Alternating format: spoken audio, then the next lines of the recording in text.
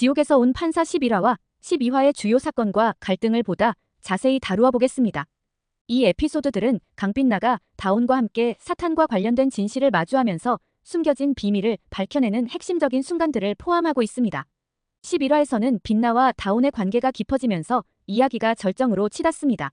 빛나는 다온에 대한 감정을 더 이상 숨길 수 없게 되며 이는 악마로서 엄격하게 금지된 금기를 어기는 것이었죠. 그레모리 아롱은 빛나에게 다온을 계속 가까이 하면 그녀가 다온으로 인해 죽게 될 것이라는 경고를 남깁니다. 빛나는 이런 경고에도 불구하고 다온을 향한 감정을 포기하지 않으며 오히려 다온을 지키기 위해 금기를 어기면서까지 파이몬을 처단하게 됩니다. 이로 인해 바엘은 빛나가 유스티티아로서 갖고 있던 모든 능력을 박탈하고 그녀가 속죄를 위해 인간으로 지상에 남아있어야 한다는 형벌을 내리게 됩니다. 바엘에게 능력을 몰수당한 후 빛나는 인간의 약함을 느끼면서도 다시금 다온과 함께 정태규와 그의 가족들이 숨겨둔 연쇄살인의 진실을 밝혀내기 위해 움직입니다. 그 과정에서 그녀는 과거 자신의 죽음과 정태규 집안의 어두운 진실이 얽혀있다는 결정적인 단서를 발견하게 됩니다. 빛나는 비밀스러운 방에서 정태규와 그의 가족이 저지른 악행을 보며 이들이 자신을 죽게 만든 이유와 과거의 진실을 알게 됩니다. 이로 인해 그녀는 정태규와 그의 가족들에 대한 복수를 다짐하고 심판자로서 이들 모두를 자신의 손으로 처단하기로 결심합니다. 이후 빛나는 연쇄살인마 제이와도 연관된 이들의 복잡한 과거와 얽힌 사건들을 하나씩 파헤치면서 악마로서의 자신의 임무와 인간으로서의 감정 사이에서 끊임없이 갈등합니다.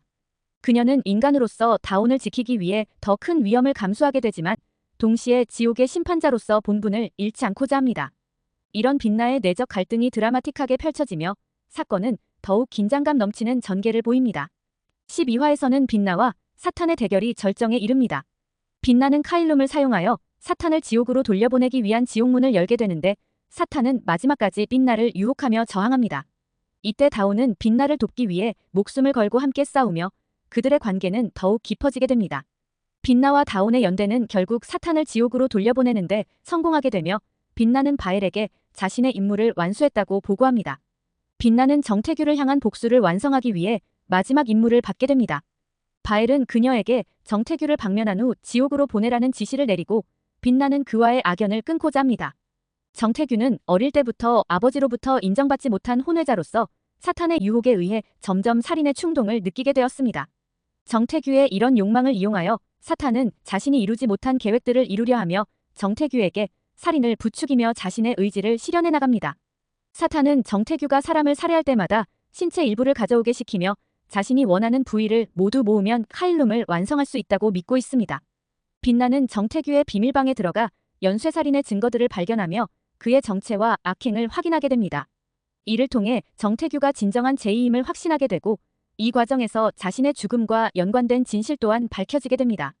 빛나는 지옥문을 열고 사탄을 그곳으로 유인하는 계획을 실행하며 카일룸을 통해 지옥의 문을 여는데 성공하게 됩니다. 지옥의 문에 빨려 들어간 사탄을 보며 빛나는 자신이 금기와 맞서는 모든 여정을 마무리합니다. 빛나는 이제 바엘의 마지막 임무를 완수하고 지옥으로 돌아갈 준비를 하며 다온에게는 앞으로의 모든 결정을 존중하겠다는 메시지를 남깁니다.